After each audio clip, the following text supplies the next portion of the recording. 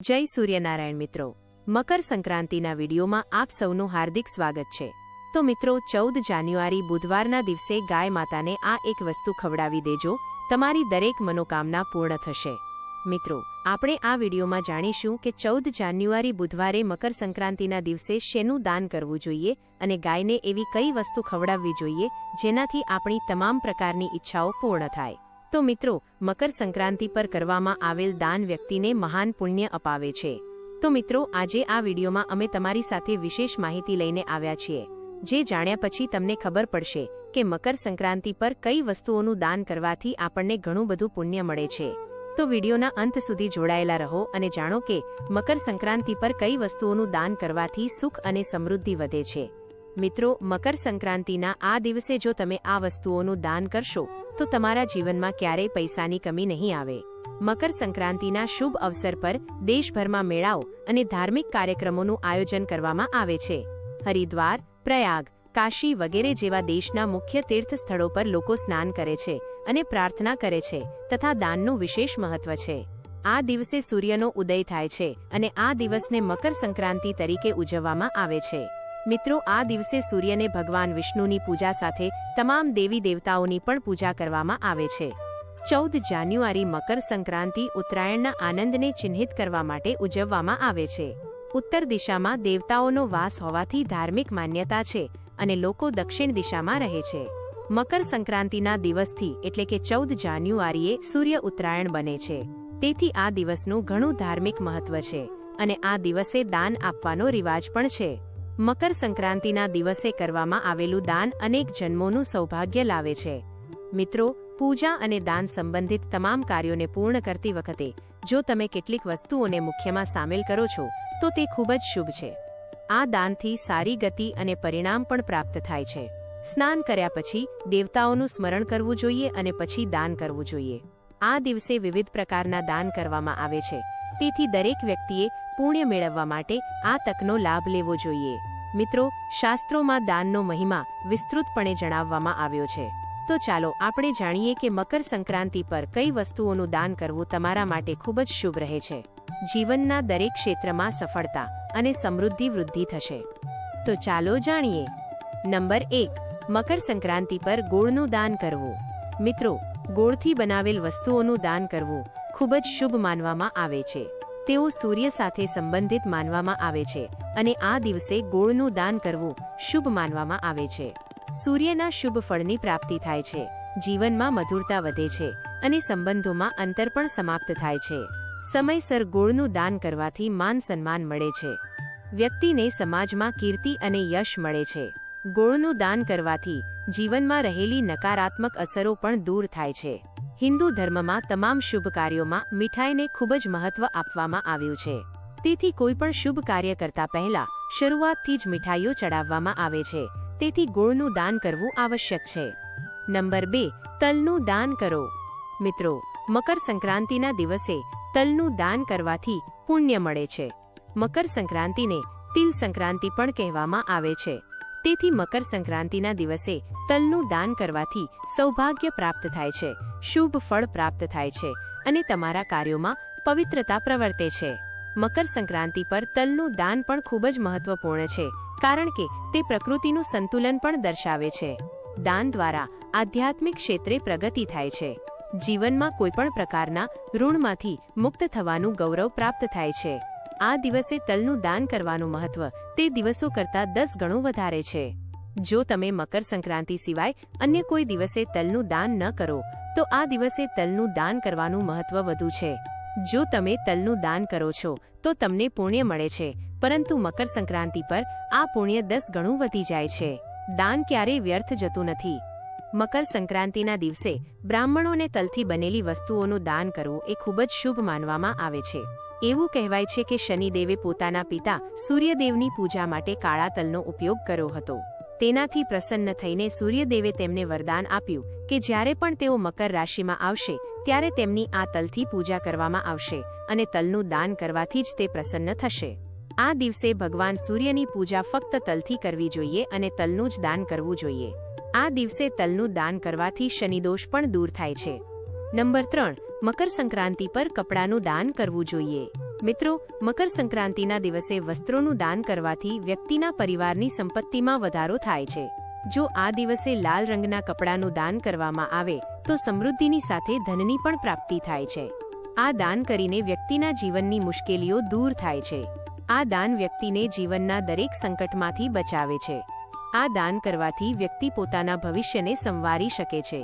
આ દિવસે ગરમ વસ્ત્રો જેમ કે ધાબળા, લંગોટી વગેરેનું દાન કરવું ખૂબ જ શુભ માનવામાં આવે છે. જો તમે 14 જાન્યુઆરી બુધવારે મકર સંક્રાંતિ પર કોઈ ગરીબ અથવા જરૂરિયાતમંદ વ્યક્તિને કપડાની જોડી દાન કરો છો તો ખાસ ધ્યાનમાં રાખો કે આ કપડાં જૂના કે ઉપયોગમાં લેવાતા ન હોવા જોઈએ. નવા કપડાનું જ હંમેશા દાન કરવું જોઈએ. આ વાત આપણા શાસ્ત્રોમાં પણ કહેવામાં આવી છે. મિત્રો, ઘઉં, ચોખા, અડદ અને મગ જેવા અનાજનું દાન પણ મકર સંક્રાંતિના દિવસે કરવું ખૂબ શુભ માનવામાં આવે છે. આ પ્રકારની વસ્તુઓ જોડીને કરવામાં આવેલું દાન વ્યક્તિના જીવનમાં ધન ધાન્યની કમી રહેતી નથી. વ્યક્તિના પરિવારમાં હંમેશા સમૃદ્ધિ રહે છે. મિત્રો, ઉત્તરાયણના દિવસે અનાજનું દાન શુક્ર ગ્રહને શાંત કરે છે. આ દિવસે વ્યક્તિએ ખાસ કરીને ખીચડીનું દાન કરવું જોઈએ. મિત્રો, મકર સંક્રાંતિનું નામ ખીચડી ઉત્સવ પણ છે. ખાસ કરીને પ્રકૃતિના આ દિવસે ખીચડીનું દાન કરવું ખૂબ જ શુભ છે. ગરીબોને ખીચડીનું દાન કરવાથી તમને દીર્ઘાયુષ્યનો લાભ મળે છે. આ ખીચડીનો પ્રસાદ ખૂબ જ પૌષ્ટિક અને સુખદાયક હોય છે અને ગોળ સિવાય મકર સંક્રાંતિ પર ખીચડીનું દાન કરવું જોઈએ. આ દિવસે ભગવાન શનિને પ્રસન્ન કરવા માટે ખીચડીના રૂપમાં ચોખા અને કાળા ચણાની દાળનું દાન કરવામાં આવે છે અને તેનું દાન કરવાથી તેઓ પ્રસન્ન થાય છે. ચોખાનું દાન કરવાથી અક્ષય ફળ મળે છે અને તેને અક્ષય દાન કહેવાય છે. નંબર 4, દૂધમાંથી બનેલું શુદ્ધ દેશી ઘી. મિત્રો, 14 જાન્યુઆરી ઉત્તરાયણના દિવસે ઘીનું દાન કરવાથી વ્યક્તિના જીવનમાં કોઈ રોગ કે ખામી રહેતી નથી અને તમામ પ્રકારની સમસ્યાઓ દૂર થાય છે. જો તમે મકર સંક્રાંતિ પર દાન કરો છો તો તે ઉત્તમ ગણાય છે. દહીંનું દાન કરવાથી તમને તમારા કરિયરમાં લાભ થાય છે, સાથે તમામ પ્રકારની ભૌતિક સુવિધાઓ પણ પ્રાપ્ત થાય છે. દાન કરવાથી મોક્ષ પ્રાપ્તિનો માર્ગ પણ ખુલ્લો થાય છે. આ દિવસે દરેક વ્યક્તિએ પોતાની ક્ષમતા મુજબ દાન કરવું જોઈએ. આ દિવસે તલના દાનનું વિશેષ મહત્વ છે, તેથી મકર સંક્રાંતિને તિલ સંક્રાંતિ તરીકે પણ ઓળખવામાં આવે છે. તલના બીજનું દાન કરવાની સાથે તમારે મકર સંક્રાંતિ પર ભગવાન વિષ્ણુ, સૂર્ય અને શનિદેવની તલથી પૂજા કરવી જોઈએ. ગરીબો અને જરૂરિયાતમંદોને ધાબળાનું દાન કરવું ખૂબ જ શુભ માનવામાં આવે છે. તમારી ક્ષમતા મુજબ જે પણ વસ્તુ ઉપલબ્ધ હોય તેનું દાન કરવું જોઈએ અને મહાન પુણ્યના ભાગીદાર બનવું જોઈએ. ધાબળાનું દાન કરવાથી અનેક ફાયદા થાય છે. રાહુની અશુભ અસર તમારા પરથી દૂર થાય છે. જ્યોતિષ શાસ્ત્ર અનુસાર ગુરુની પ્રિય વસ્તુ માનવામાં આવે છે, તેથી ગોળનું દાન પણ શુભ ગણાય છે. મકર સંક્રાંતિના દિવસે ગોળનું સેવન કરવું પણ અત્યંત શુભ માનવામાં આવે છે. આમ કરવાથી શનિ, ગુરુ અને સૂર્યના તમામ અશુભ પ્રભાવ દૂર થાય છે. તો મિત્રો, મકર સંક્રાંતિના દિવસે ચૂપચાપ ગાયને ખવડાવી દો આ એક નાની વસ્તુ, તો તમને કરોડપતિ બનતા કોઈ રોકી નહીં શકશે. મિત્રો, જ્યારે સૂર્ય કોઈ પણ રાશિમાં પ્રવેશ કરે છે ત્યારે તેને સંક્રાંતિ કહેવાય છે. જ્યારે સૂર્ય મકર રાશિમાં પ્રવેશે છે તેને મકર સંક્રાંતિ કહેવામાં આવે છે. મકર સંક્રાંતિના દિવસે સૂર્યદેવની પૂજા કરવાથી ખૂબ જ શુભ ફળ મળે છે. મકર સંક્રાંતિના દિવસે પવિત્ર નદીમાં સ્નાન કર્યા પછી સૂર્ય પૂજા કરવાવાળા લોકોને આરોગ્ય, ધન, સુખ, સમૃદ્ધિ અને અક્ષય પુણ્યની પ્રાપ્તિ થાય છે. મિત્રો, મકર સંક્રાંતિનો પર્વ આખા ભારતમાં ધૂમધામથી મનાવવામાં આવે છે. મકર સંક્રાંતિના દિવસે સૂર્ય પોતાના પુત્ર શનિની રાશિ મકરમાં પ્રવેશ કરે છે. એવી માન્યતા છે કે મકર સંક્રાંતિના દિવસે પાણીમાં કાળા તલ અને ગંગાજળ મેળવીને સ્નાન કરવાથી કુંડળીના ગ્રહદોષ સમાપ્ત થાય છે અને સૂર્ય અને શનિ બંનેની કૃપા મળે છે. મકર સંક્રાંતિથી સૂર્ય ઉત્તર દિશા તરફ ગતિ કરે છે. આ દરમિયાન સૂર્યનું તેજ વધારે હોય છે. એ જ કારણ હોય છે કે મકર સંક્રાંતિ પર સૂર્ય પૂજા કરવાથી માન સન્માન, ધન અને સ્વાસ્થ્યનો લાભ મળે છે. એવું કહેવાય છે કે આ દિવસે ગોળ, વસ્ત્ર, કાળા તલ વગેરેનું દાન કરવાવાળા લોકોને મોક્ષની પ્રાપ્તિ થાય છે. મકર સંક્રાંતિથી ધરતી ઉપર સારા દિવસોની શરૂઆત માનવામાં આવે છે. સૂર્યના ઉત્તરાયણથી દેવતાઓના દિવસની શરૂઆત થાય છે. ધાર્મિક માન્યતા અનુસાર મકર સંક્રાંતિના દિવસે સ્વર્ગના દરવાજા ખુલી જાય છે. એટલા માટે આ દિવસે કરવામાં આવેલ દાન પુણ્ય કોઈ અન્ય દિવસમાં કરવામાં આવેલ દાન પુણ્ય કરતાં વધારે ફળદાયી હોય છે. અને જો તમે મકર સંક્રાંતિના દિવસે આ ઉપાય કરી લો છો તો તમારી ઉપર માતા લક્ષ્મીની કૃપા હંમેશા બની રહેશે અને તમે ધનવાન બની જશો. તો મકર સંક્રાંતિના દિવસે ચૂપચાપ ગાયને આ એક નાની એવી વસ્તુ ખવડાવી દેજો. તમને બધા જ સંકટ અને કષ્ટમાંથી છુટકારો મળશે. પિતૃદોષ, કર્જદોષ, બધા જ દોષ તરત જ સમાપ્ત થશે. આખું વર્ષ તમારા ઘરમાં અન્ન અને ધનના ભંડાર ભર્યા રહેશે. તમારી 7 પેઢી રૂપિયા પૈસા ઉપર રાજ કરશે. 7 પેઢી સુધી બેંક બેલેન્સ વધતું જશે. બધા જ દુઃખ, દર્દ, સંકટ સમાપ્ત થશે અને બધા જ સુખ તમારા ચરણોમાં આવી જશે. જો તમે આ એક નાની વસ્તુ ગાયને ખવડાવી દો છો તો તરત જ ગરીબી સમાપ્ત થઈ જશે અને 33 કરોડ દેવી દેવતાઓને ધારણ કરવાવાળી ગાય માતાની કૃપા પણ વ્યક્તિ ઉપર આજીવન વરસે છે.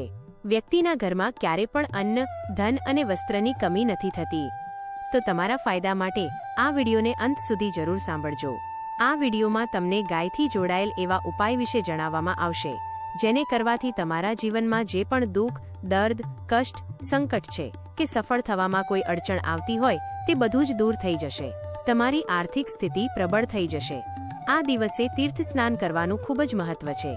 જો કોઈ પવિત્ર નદીમાં સ્નાન કરવાનું સંભવ ન હોય તો તમે ઘરે જ સ્નાન કરવાના જળમાં ગંગાજળના ટીપા નાખીને સ્નાન કરી લો. સ્નાન કરીને પછી સર્વપ્રથમ તમારા ઘરને સાફ કરીને ત્યાં પૂજા કરો અને પિતૃઓના નિમિત્તે પિંડદાન કરો. અન્ન, ધન, વસ્ત્ર દાન કરો. મકર સંક્રાંતિના દિવસે દાન કરવાથી બધી જ મનોકામના પૂર્ણ થાય છે. મકર સંક્રાંતિના દિવસે વિશેષ કરીને પૂર્વજોના પૂજન માટે ખૂબ જ શુભ ફળદાયી માનવામાં આવે છે. મકર સંક્રાંતિના દિવસે પિંડદાન કરવાથી પૂર્વજોના આત્માને શાંતિ મળે છે અને તેમને મોક્ષ મળે છે. આ વખતે પિતૃપૂજાની સાથે સાથે હનુમાનજી, મંગળ દેવતા અને ભગવાન શનિદેવની પૂજા પણ જરૂર કરવી જોઈએ. જો તમે આ દિવસે હનુમાનજી, મંગળ દેવતા અને શનિદેવની પૂજા કરો છો તો મંગળ દોષ પણ સમાપ્ત થાય છે. વ્યક્તિના જીવનમાં ધન, સુખ અને સમૃદ્ધિની પ્રાપ્તિ થાય છે.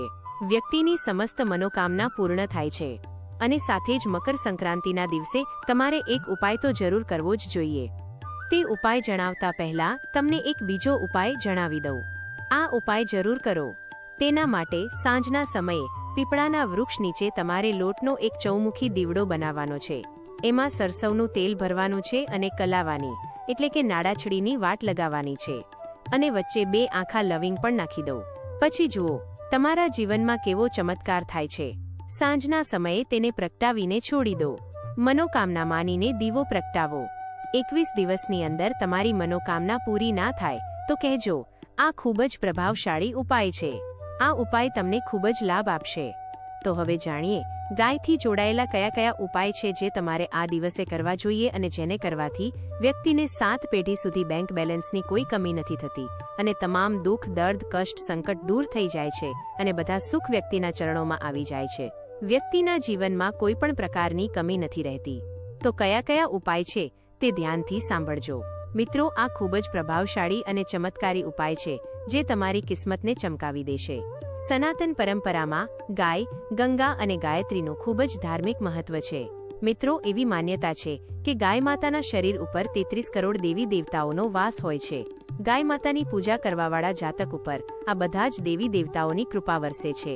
ગાયની સેવાથી આ જન્મના અને પાછળના જન્મના બધા જ પાપ નષ્ટ થઈ જાય છે. ગાયની કૃપા મેળવવા માટે તમારે અઠવાડિયામાં એકવાર અથવા તો મહિનામાં એકવાર પૂરા પરિવાર સાથે ગૌશાળા જવાનો નિયમ જરૂર બનાવો અને ત્યાં જઈને ગાયને લીલું ઘાસ જરૂર ખવડાવો. તેનાથી તમને શુભ ફળની પ્રાપ્તિ થશે અને સાથે જ ગાયની સેવા અને પૂજા કરવાથી નવગ્રહ શાંત થાય છે અને તેનાથી જોડાયેલ તમામ દોષ સમાપ્ત થાય છે. ગરમીમાં ગાય માતાને પાણી પીવડાવો અને શિયાળામાં ગાય માતાને ગોળ જરૂર ખવડાવો. અનેક દેવી દેવતાને પોતાના શરીર ઉપર ધારણ કરવાવાળી ગાય માતાથી જોડાયેલા કેટલાક શુભ અને અશુભ સંકેત પણ હોય છે. મિત્રો, ગાયનું દૂધ દોતા સમયે જો ગાય ઠોકર મારી દે અને બધું દૂધ ઢોળાઈ જાય તો અપશુકન થાય. જો કોઈ યાત્રા ઉપર નીકળી રહ્યા હોય અને ગાય પોતાના વાછરડાને દૂધ પીવડાવતી સામે આવી જાય તો ચોક્કસપણે તમે જે યાત્રા માટે નીકળી રહ્યા છો તે યાત્રા જરૂર સફળ થશે અને તમારું કાર્ય પણ જરૂર પૂર્ણ થશે. યાત્રા પર જતા સમયે ડાબી બાજુથી ગાયનો અવાજ આવવો અને રાત્રે ગાયનું ભાંભરવું પણ શુભ હોય છે. તમે ગાય સાથે ભૂલથી પણ ખરાબ વ્યવહાર ના કરો, તેની ઉપર અત્યાચાર ના કરો, નહીંતર તમને ઘોર પાપ લાગે છે અને જીવનમાં મુશ્કેલીઓ વધતી જાય છે. ગાય આપણી સંસ્કૃતિનો મહત્વપૂર્ણ ભાગ છે, તો પણ લોકો ગાય સાથે ખરાબ વ્યવહાર કેમ કરે છે? ગાય ગમે ત્યાં ભટકતી રહે છે, લોકો તેને પૂરતું ઘાસ પણ નથી આપતા. ગાય જ્યાં સુધી દૂધ આપતી રહે છે ત્યાં સુધી તેની સેવા કરવામાં આવે છે, અને જેવું જ દૂધ આપવાનું બંધ કરી દે છે તો લોકો તેને ગમે ત્યાં રખડવા માટે છોડી દે છે. એવામાં ગાયને કોઈ દંડા મારે છે તો કોઈ તેની ઉપર પાણી નાખી દે છે. ક્યારેક વાહનોની ઝપેટમાં આવી જાય છે તો ક્યારેક બીમાર થઈને ગાય પોતાનું જીવન સમાપ્ત કરી દે છે. એવામાં જરૂરિયાત છે કે ગાયને લઈને એ વાતને જાણવાની કે ગાય સાથે તમારે કેવો વ્યવહાર કરવો જોઈએ. મિત્રો, ગાયને ક્યારેય મારવી ન જોઈએ. શાસ્ત્રોમાં ગાયને માતાનું રૂપ માનવામાં આવે છે. ગાયને મારવાવાળા વ્યક્તિ માતાને મારવાવાળાની સમાન પાપના ભાગીદાર ગણવામાં આવે છે. તેમને નરક લોકમાં વર્ષો સુધી કષ્ટ ભોગવવું પડે છે. તેમને આગળનો જન્મ પશુ યોનિમાં મળે છે. કહેવાય છે કે ગૌતમ મુનિએ ભૂલથી ગાયને દંડો માર્યો હતો, જેનાથી ગાયનું મૃત્યુ થયું હતું, અને આ પાપની મુક્તિ માટે તેમને વર્ષો સુધી તપસ્યા કરવી પડી હતી. ભગવાન શ્રી કૃષ્ણએ બળદ સ્વરૂપમાં આવેલ વૃદ્ધાનો વધ કરી નાખ્યો હતો, જેનાથી મુક્તિ મેળવવા માટે ભગવાન શ્રી કૃષ્ણને સંપૂર્ણ તીર્થને એક કુંડમાં બોલાવવા પડ્યા, અને આ કુંડમાં સ્નાન કરવાથી તે પાપ મુક્ત થયા હતા. સાથે જ પાણી પી રહેલી ગાયને ભગાવે છે તે ઘોર પાપના ભાગીદાર બનીને નરક ભોગવે છે. એવું પુરાણોમાં જણાવ્યું છે કે જે લોકો ગાય માટે પરબ અને તેને ચારા માટે વ્યવસ્થા કરે છે તે મહાભાગ્યવાન હોય છે. આવા લોકો ઘોર પાપમાંથી મુક્ત થઈને સ્વર્ગલોકમાં જાય છે અને ખૂબ જ ધનવાન કુળમાં જન્મ લઈને સુખ ભોગવે છે. આરામ કરી રહેલી ગાયને કષ્ટ આપીને ક્યારેય ઉઠાડવી ના જોઈએ. એવું કહેવાય છે કે જે સ્થાન ઉપર ગાય બેઠેલી છે ત્યાંથી નકારાત્મક ઉર્જા સમાપ્ત થઈ જાય છે. ગાયને બેસવાની જગ્યાને જે લોકો નિયમિત રૂપે સાફ રાખે છે તેને જાણતા અજાણતા કરેલા પાપમાંથી મુક્તિ મળી જાય છે અને ગૌલોકમાં સ્થાન પામે છે. ગાયને દંડો મારીને ઉઠાડવાથી, પાણી નાખીને ઉઠાડવાથી મનુષ્ય પાપના ભાગીદાર બને છે અને આગળના જન્મમાં તેને ઠોકરો ખાવી પડે છે. શાસ્ત્રોમાં જણાવાયું છે કે ગાયનું દૂધ તેના વાછરડા માટે હોય છે. ગાયના વાછરડાને દૂધ પીવડાવ્યા પછી જે દૂધ વધે તે જ મનુષ્યએ લેવું જોઈએ. પરંતુ કેટલાક લોકો ગાયના વાછરડા માટે વધેલું દૂધ પણ દોહી લે છે. આવું કરવું ઘોર પાપ ગણાય છે. આવા દૂધને દોહવાવાળા અને તેને ગ્રહણ કરવાવાળા બંને પાપના ભાગીદાર બને છે. શાસ્ત્રોમાં કહ્યું છે કે ગાય અને બળદની પીઠ ઉપર બેસવું ન જોઈએ. તેની પીઠ ઉપર બેસવાથી મહાપાપ લાગે છે. આવા લોકોને નરકની યાતના ભોગવી પડે છે. એકમાત્ર નંદી જ ગૌવંશી છે જેની ઉપર સ્વયં મહાદેવ અને માતા પાર્વતી સવારી કરે છે, કેમ કે નંદીએ સ્વયં પોતાની ઈચ્છાથી મહાદેવની સવારી બનવાનો સ્વીકાર કર્યો હતો. જો પિતૃદોષ હોય તો ગાયને રોજે કે પછી દર એકાદશીના દિવસે, દરેક અમાસના દિવસે અથવા પૂર્ણિમાના દિવસે કે કોઈ પણ ખાસ દિવસ ઉપર ગાયને રોટલી ઘાસચારો ખવડાવવાથી પિતૃદોષ સમાપ્ત થઈ જાય છે. તેમજ જન્મકુંડળીમાં જો ગુરુ નીચ રાશિ મકરમાં હોય તો સામેથી ગાયમાતા આવતી દેખાય તો ગાયમાતાને તમારી જમણી બાજુથી જવા દેવી જોઈએ. તમારી યાત્રા જરૂર સફળ થશે. અને જે ઘરમાં ગાય હોય છે તે ઘરમાંથી વાસ્તુદોષ સમાપ્ત થઈ જાય છે. જો તમે ગાય માટે રોટલી બનાવતા હોય તો કોશિશ કરો કે તરત જ એ રોટલી ગાય માતાને ખવડાવી દો. જો તમે તે રોટલીને રાખી દેશો અને તેને બીજા દિવસે આપશો તો તે વાસી માનવામાં આવશે. ગાયને ક્યારે પણ વાસી રોટલી ન આપો, તેનાથી ઘરમાં નકારાત્મક ઉર્જા વાસ કરે છે અને જે પણ કાર્ય તમારા થવાના હશે તે કાર્ય તમારા થશે નહીં. તેનાથી હંમેશા તમારા ઘરમાં દર્દ રહેશે અને તમને દરેક કાર્યમાં અસફળતા મળશે. એટલા માટે કોશિશ કરો કે ગાયને રોજ તાજી રોટલી ખવડાવો, તેમજ ગાયને સડેલી વસ્તુઓ પણ ન ખવડાવવી જોઈએ. આ મકર સંક્રાંતિના દિવસે લોટના 11 ગોળિયા બનાવીને તેની ઉપર હળદર લગાવો. ત્યાર પછી તે ગાયને ખવડાવો અને દરેક ગોળિયા ખવડાવતા સમયે ગાયના શિંગડા ઉપર, પેટ ઉપર, મસ્તક ઉપર હાથ ફેરવો. ગાય માતાના ચરણોનો સ્પર્શ કરો. આવું કરવાથી તમારા તમામ કાર્ય થવા લાગશે. તમારા જીવનમાં ખુશીઓ આવશે અને એકવાર મકર સંક્રાંતિ ઉપર તમે ગાય માતાની 7 વાર પરિક્રમા પણ કરી લો તો તમારા બધા જ કાર્ય થવા લાગશે. તમે ગાયને જ્યારે પણ રોટલી આપો તો રોટલી ઉપર થોડી હળદર, ઘી કે ગોળ જરૂર નાખો. ગાયને સૂકી રોટલી ન ખવડાવવી જોઈએ. તો મિત્રો, આ હતા ગાયથી જોડાયેલ કેટલાક મહત્વપૂર્ણ ઉપાય. તો મિત્રો, તમને આ માહિતી પસંદ આવી હોય તો આ વિડીયોને લાઇક, કોમેન્ટ કરીને ચેનલને સબસ્ક્રાઇબ